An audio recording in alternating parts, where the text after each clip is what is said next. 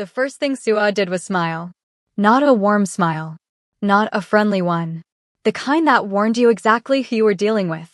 She lifted her wine glass, looked directly at Dr. Anika Wallace, and said, "It's so sweet that my brother invited you.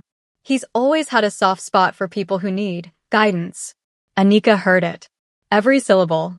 She picked up her own glass, took a slow sip, and set it back down without a word. The dinner table was full, Shin Tae-jun at the head, his wife Hwa-young beside him, Sua across from Anika, and the empty chair where Ha-jun had been sitting before his phone pulled him outside 10 minutes ago. The help moved quietly in the background. Candles. Good food. The kind of house that swallowed noise. Anika reached for the bread. Sua watched her do it. Then she reached across for the water pitcher, more reach than she needed, and her elbow caught her wine glass. Red wine spread across the white tablecloth in a slow, deliberate bloom, crawling toward Anika's side of the table. Sua pulled back, pressed her hand to her mouth. "Oh no. I'm so sorry. I'm so clumsy sometimes." She didn't sound sorry. She sounded pleased. "You know what's funny though," she continued, tilting her head. "I heard that in some cultures, a spill at the table means the guest wasn't really welcome to begin with." Interesting, isn't it? Anika put her fork down. Slowly. She looked at Sua the way you look at something you've already decided you're not afraid of. "Say what you actually mean," she said quietly. "Or don't say anything at all." Sua's eyes sharpened. "Aren't you going to clean that?" Anika looked at the wine, then back at her. "Excuse me. If you spilled it," Anika said calmly, "you clean it." For the first time that evening, Sua's smile slipped. Anika folded her hands in front of her. "I don't know what impression you've formed of me," she continued, her voice even, "but whatever game you're trying to play, I'm not the woman it's going to work on." That was when Hwa-young appeared. She had been coming from the kitchen, catching only the last thread of it, the tone, the posture, the way her daughter was sitting. She read the room in 2 seconds. She walked to the table, and, before anyone could move or speak, her hand connected with the side of Sua's face. The sound cut through the entire room. "Shin Sua." Her voice was low and devastating. "Is this how I raised you?" Sua's hand flew to her cheek. Her eyes went wide. The door from the corridor opened and Ha-jun walked back in, phone still in hand. His mother's expression. His sister's cheek. The wine on the tablecloth. Anika sat perfectly still with her hands folded in her lap. He looked at Anika. "What happened?" And, just like that, everything in that room shifted. But what Sua didn't realize was that this dinner had already become the biggest mistake she would make all year. Subscribe and stay with me, because this story is only getting started. It started 4 months earlier, on a Tuesday night, when Shin Tae-jun was rushed through the doors of Kang Medical Center with his family barely keeping pace behind him. Anika was the attending physician on call. She saw them come in, a man in his early 60s, color drained, breathing labored, his wife gripping his hand so hard her knuckles had gone white. Behind them, a tall man in a dark coat moving with the kind of controlled urgency that told her he was used to being the one in charge of every room he walked into. Tonight he wasn't. She spent the next 4 hours with Tae-jun. She didn't leave his side until she knew exactly what they were dealing with and what the path forward looked like. She spoke to the family with honesty and without the clinical coldness that some of her colleagues used as armor. She answered every question. She came back to check on him the next morning and the morning after that. On the 4th day, Tae-jun was sitting up in his bed looking considerably more like himself. He watched her review his chart. When she asked how he was feeling, he studied her face before he answered. "Better," he said. "You remind me of someone." She looked up. "Who?" He smiled toward the corner of the room where his wife Saturday, her. "When she was your age." Hwa-young looked at her husband and shook her head slowly, but she was smiling. The day he was discharged, the family gathered in the corridor outside his room. Hwa-young embraced Anika's hands warmly. Tae-jun thanked her with a sincerity that had nothing performative about it. Ha-jun was the last. He stood in front of her, looked at her directly, and said, "Thank you. For how you cared for him. Not just medically." "It's what I do," she said. "No," he said. "It's who you are." He held her gaze 1 second longer than necessary. Then they left. Anika Wallace lived alone in a clean, quiet apartment 20 minutes from the hospital. She had built everything she had from nothing, every position earned, every exam passed, years of ordinary life sacrificed for this career she was genuinely proud of. She didn't regret any of it. But some nights, when the apartment was too quiet and she had nobody to call, she sat with that weight in a way she never talked about. At work, she was respected by most and targeted by one. Dr. Cho Hyun-sik, her direct superior, had made his interest known early. She had made her position equally clear. He hadn't taken it well. Since then her schedule became tighter, her cases got the least favorable distribution, and the small professional courtesies that made long shifts manageable had quietly disappeared. She handled it the way she handled most things alone, without complaint, absorbing the friction and converting it into fuel. 3 weeks after Taejun's discharge, her car broke down on Yongdo Boulevard at 4:30 in the afternoon. She was stranded on the side of the road, phone in hand, when a black car slowed beside her. She didn't look up immediately. Then it stopped. 2 doors opened. She looked up. Ha-jun stood on the pavement 10 meters away, his driver behind him. He took in the scene, her, the car, the open hood, and walked toward her with his hands in his pockets like he had all the time in the world. "Dr. Wallace," he said. "Mr. Shin," she said. They looked at each other for a moment. Then the corner of his mouth moved, barely, and he said, "Do you need help?" "I was managing," she said. "I can see that," he said, and looked at the engine. His driver sorted the car within 20 minutes. Ha-jun stood beside her while it happened, not hovering, just present. When the engine turned over, she exhaled. "Thank you," she said. Again. "You keep giving me reasons," he said. Then, without making a performance of it, "Would you ever get coffee with me?" She looked at him. "Coffee. Just coffee," he said. She considered him, the stillness of him, the way he asked without pressure, like her answer either way was something he'd respect completely. "Give me your number," she said.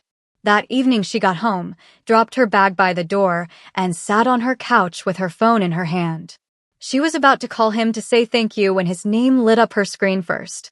She stared at it for a second, then answered. "Did you get back safely?" he asked. "I did," she said. "I was actually about to call you. To say thank you." "You already said it." "Properly," she said. "Coffee," he said.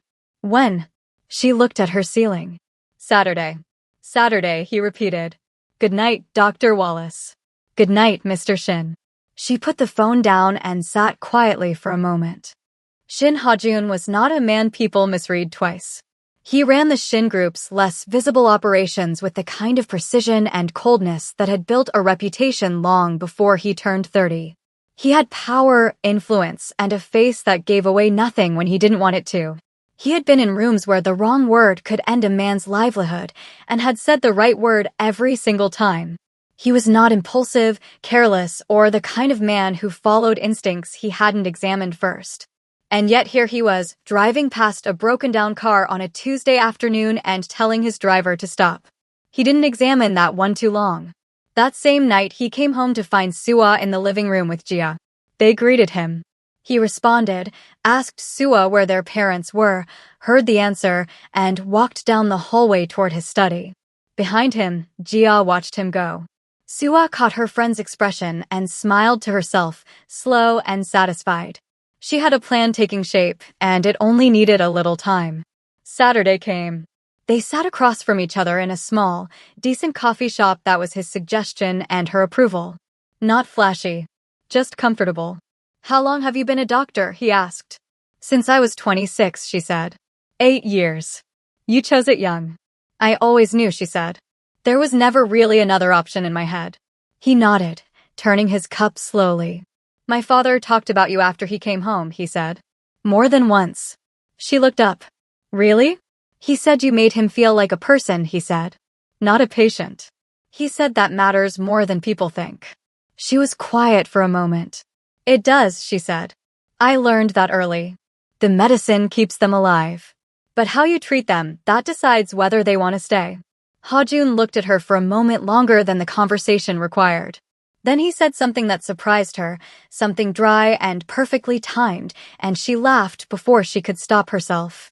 It came out fully, unguarded, and she pressed her hand to her mouth after, almost embarrassed by it. He looked quietly pleased. "You're funny," she said, like she hadn't expected it. "Don't tell anyone," he said.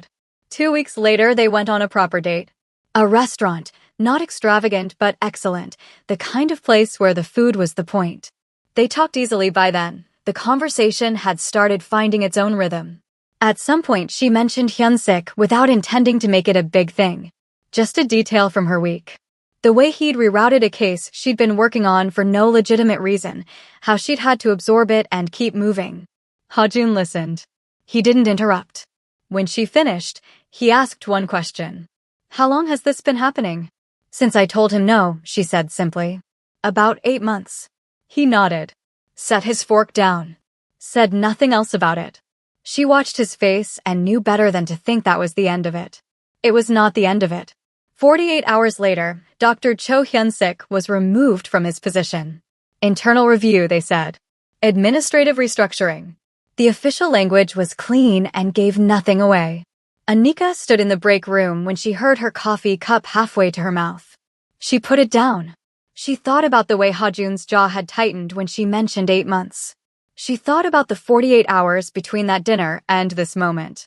She did the math without trying. She picked up her phone and called him.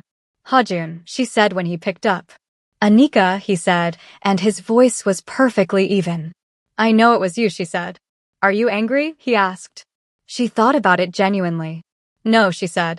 "I'm not angry." Another pause. "Thank you." "He shouldn't have been there," he said simply. "No," she agreed. "He shouldn't have." After that, he started appearing at the hospital. Always with an excuse. A question about his father's medication. A form that apparently needed clarification. Once, improbably, he said he was in the area. She was in the area. At the hospital where she worked. She didn't call him on it. She'd look up from a chart, and he'd be there in the corridor, and something in the day would rearrange itself around that. They'd talk for 10, 15 minutes. Sometimes less. He never stayed long enough to be inconvenient. He always left before she had to ask him to. She looked forward to it in a way she hadn't planned. One afternoon, Taejun called Hajun into his study. He was sitting in his chair by the window, looking well, looking like himself again, and he let his son sit before he said anything. "That doctor," he said. "The one who treated me." Hajun kept his expression neutral. "What about her? Do you still see her?" "Yes." Taejun nodded slowly, like he'd suspected as much. "I saw how you looked at her," he said. "That day at the hospital. When we were leaving." He leaned back. "I don't need to tell you everything, Hajun. Your mother and I are not getting any younger." Hajun said, "Father." "That's all I'm saying," Taejun said, and picked up his newspaper. Down the hall, pressed close to the wall near the study door, Sua had heard enough. She processed it quickly, and she didn't like any of it. The doctor. Her brother. Her father's approval already forming before anything had even been announced. She thought about what it would mean, a stranger folding herself into this family, this name, everything they had built. She told herself it was concern. She told herself she was protecting her brother. But underneath that, simpler and uglier, was the fact that she had already decided who belonged beside Hajun, and it was Jia, her closest friend, who had loved him quietly for years. She began to engineer it. Every time Jia was in the house, she made sure the timing placed her near Hajun. She found reasons for them to be in the same room. She made comments. Set small stages. Hajun walked through all of it without seeing it at all. Jia was like a little sister to him, she always had been. He was warm and brief with her, the way he was with anyone he had no particular feelings for, and then he moved on with his day. Sua watched this happen twice, then 3 times, and her frustration curdled into something sharper. If her brother couldn't see what was right in front of him, then the problem was what was distracting him. She decided to remove the distraction. She found Anika on a Thursday afternoon outside the hospital, heading to her car. Jia was beside her. Sua stopped in front of Anika like she'd been waiting, which she had. "I'll make this simple," Sua said. "My brother's world is not something you just walk into." Anika looked at her. She didn't step back. "I don't remember asking for your permission." "You should," Sua said. "You don't know who you're dealing with. Women like you." Choose your next words very carefully, Anika said. Quiet. Absolute. Jia stepped forward. We're just saying that Hajun has a world that requires a certain kind of woman. Someone who understands his life, his family, what he needs. Someone who's been here. She glanced at Suwa. Not someone who met him in a hospital and saw an opportunity. The difference between us, Anika continued quietly, is that I earned everything I have. That's why I don't need your approval. Anika looked at Jia for a long moment. Then she looked back at Suwa. I'm going to say this once, she said. Stay out of my way. Don't come to my workplace again. Don't send your friend to Dear Talking. And don't ever mistake my patience for weakness. She picked up her bag. We're done here. She walked to her car and didn't look back. She didn't tell Hajun. 2 weeks later, Young found her son in the living room doing something she hadn't seen him do in a long time. He was smiling. Not at her, not at anything in the room. At his phone. She stood in the doorway and watched him for a moment, this man who had carried so much for so long, and she felt something settle in her chest. Hajun, she said. He looked up and whatever the expression was, he put it away. Mother. Bring her to dinner, she said. He stared at her. Who? She gave him a look that said she had not raised a foolish child and did not intend to treat him like one now. You've been smiling into that phone for weeks, she said. I know what that means. Bring her. He opened his mouth. Hajun, she said simply. He closed it. Then the corner of his mouth moved. Yes, mother, he said. Anika came on a Friday evening. She wore something simple and right. She had thought about it longer than she would admit. Taejun met her at the door himself, which she hadn't expected, and he took her hand and said, You look well. The hospital agrees with you. Young embraced her warmly, the kind of embrace that doesn't need a reason. Hajun was beside her when she came in. He put his hand briefly at her back, bent slightly, and said quietly near her ear, You're okay. I'm good, she said. Good, he said. Suwa sat at the table and looked at nothing in particular. The dinner started well. The food was excellent, the conversation moved between easy and meaningful, and Taejun told a story from 30 years ago that made the whole table laugh, including, reluctantly, Anika. Hajun watched her laugh and looked away before she could catch him doing it. Then his phone buzzed.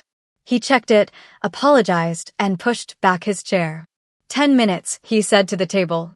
He touched Anika's shoulder once as he passed and stepped out toward the corridor. 10 minutes was all it took. The silence after he left had a different quality. Anika reached for the bread. Suwa watched her do it. It's so sweet that my brother invited you, she said, lifting her wine glass. He's always had a soft spot for people who need guidance. Anika set the bread down. She heard it. Every word of it. She picked up her own glass, took a slow sip, and said nothing. Suwa waited. Then she reached across for the water pitcher, more reach than she needed, and her elbow caught her wine glass. Red wine spread across the white tablecloth in a slow, deliberate bloom. She pressed her hand to her mouth. Oh, I'm so sorry. I'm so clumsy. She tilted her head. You know, in some cultures, they say a spill at dinner means the guest was never really welcome to begin with. Anika put her fork down. She looked at Suwa the way you look at something you have already decided is beneath your fear. Say what you actually mean, she said quietly. Or don't say anything at all. Suwa's eyes went cold. Aren't you going to clean that? Young came through the kitchen doorway. She had caught the tail end of it, the tone, the posture, her daughter's expression. She read it in under 2 seconds. She walked to the table, and before anyone could speak, her open hand connected with Suwa's cheek. The sound was sharp and absolute. Shin Suwa. Her voice could have cut glass. Is this how I raised you? Suwa's hand flew to her face. Her eyes went wide and wet. The corridor door opened and Hajun walked back in, phone in hand, and stopped. He took in his mother's posture. Suwa's cheek. The wine. Anika, perfectly still, hands folded in her lap. He crossed to the table. He looked at Anika. What happened? Your mother has handled it, she said. Anika. His voice was low. Hajun. Tell me. She held his gaze. Then she exhaled. The first comment I let go. Then the wine. She paused. Then she said things that made it clear I wasn't welcome. Another pause, smaller. And that wasn't the first time. She came to the hospital 2 weeks ago. With her friend. They told me I was here for your money and your name, and that I should step back. Ha-jun went completely still. The kind of still that wasn't calm. Hwa-young came back into the room first, her face composed. Suwa followed, eyes down. She walked to Anika, stopped, and said quickly and quietly, "I'm sorry." Then she turned and left before anyone could respond. Anika watched her go. Then she reached for her bag. "I think I should go." Hwa-young moved to her immediately. She took both of Anika's hands in hers and held them. "What happened tonight is not this family," she said. "It is not who we are, and it is not how you will be treated." "I am so sorry." She said it without performance, without management. Just a woman meaning every word. Across the table, Taejun looked at his son. "Keep her," he said. 2 words. Quiet. Final. Ha-jun was already on his feet. He walked Anika out. His mother followed to the door, embraced her, and said goodbye with both hands on her face, like she was someone already counted. Anika felt something crack very slightly in her chest and kept her expression steady. In the car, the city moved past them in silence for a while. When he pulled up outside her building, he cut the engine and turned to her. "I'm sorry," he said. "Don't," she said. "Anika. She's an adult," she said. "What she did belongs to her. Not to you." She looked at him. "Don't apologize for someone else's choices." He looked at her for a long moment. Then he nodded once. She got out. He waited until her building door closed before he drove. He found Suwa in the living room when he got home.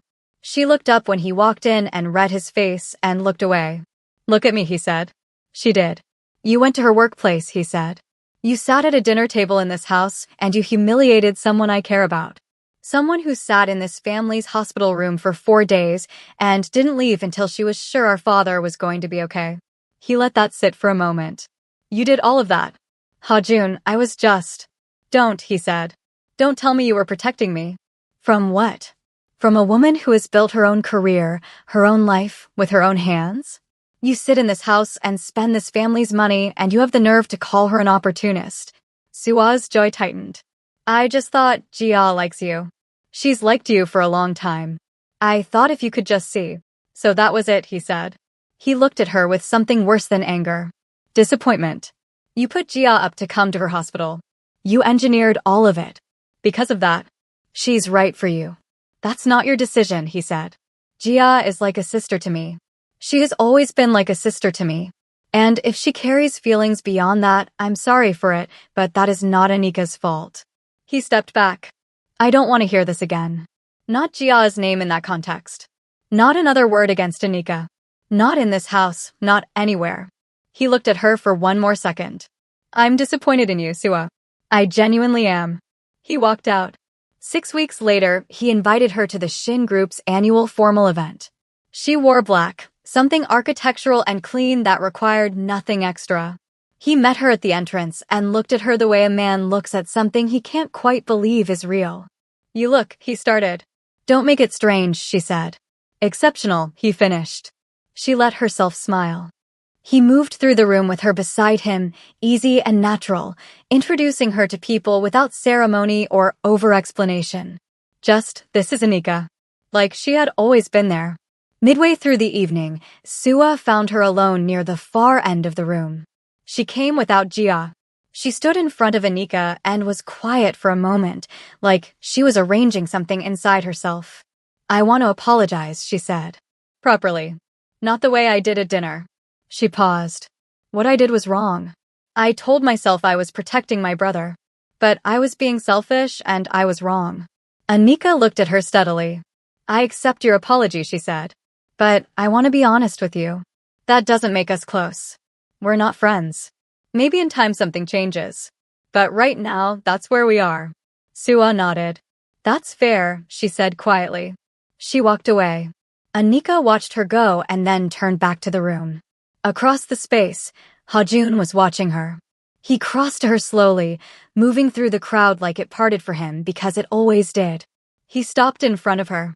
He looked at her face, the steadiness of it, the quiet strength that she wore like a second skin, and he felt something in him that he had spent his whole life keeping in very controlled, very organized compartments begin to loosen completely. He reached into his jacket. And then he was on one knee in front of her. The noise in the room fell away in sections, conversations dropping off, heads turning, glasses pausing halfway. Anika looked down at him, and her composure broke. "What are you doing?" she breathed. "Please get up." "Anika Wallace," he said. His voice was low and clear and carried further than it should have. "I have spent 38 years being certain about everything. Every decision. Every move. And then I watched you work in a hospital corridor at midnight, and I haven't been certain about anything since." He looked up at her. "I don't want to be certain. Not if it means not choosing you." The room was completely silent. "Marry me," he said. She looked at him for a moment that stretched long and full and quiet. This man on his knee in a room full of people. This man who controlled everything and was choosing right now to be completely undone. "Get up first," she said. "After you answer," he said. She pressed her lips together. Her eyes were bright. "Yes," she said. "Yes." He stood. He slid the ring onto her finger, and then he kissed her, not briefly, not for show, not the careful, controlled version of himself that this room was accustomed to. Like she was the only thing in the room because to him, right now, she was. The applause started slowly and then filled everything. Wayung found her first, pulling her into an embrace that was full and warm and said everything her words didn't need to. "Welcome," she said, against Anika's cheek. Just that word. But the way she said it made it mean, "You were always going to be here. We just had to wait for you to arrive." Taejun came next. He took her face in both his hands, the way a father does, and kissed her forehead. He said nothing. He didn't need to. Suwa found her last. She stood in front of her, and for once there was nothing calculated in her expression. "Congratulations," she said. Quiet. "True." Anika looked at her and nodded. "Thank you." Later, they drove out into the city together. The event behind them, the room and the applause and the weight of the evening receding. She had her hand in his across the console. The city lights moved past the windows in long, slow streaks. She thought about a Tuesday night 4 months ago. A man rushed through emergency doors, a family falling apart at the seams, and herself moving into the chaos with nothing but her hands and her training and her belief that every person in that room deserved someone who would not leave. She had not left. And just like that, everything that had started with one emergency room visit had changed both of their lives forever. If you enjoyed this story, tell me, if you were Anika, would you have accepted Sua's apology, or would you have kept your distance?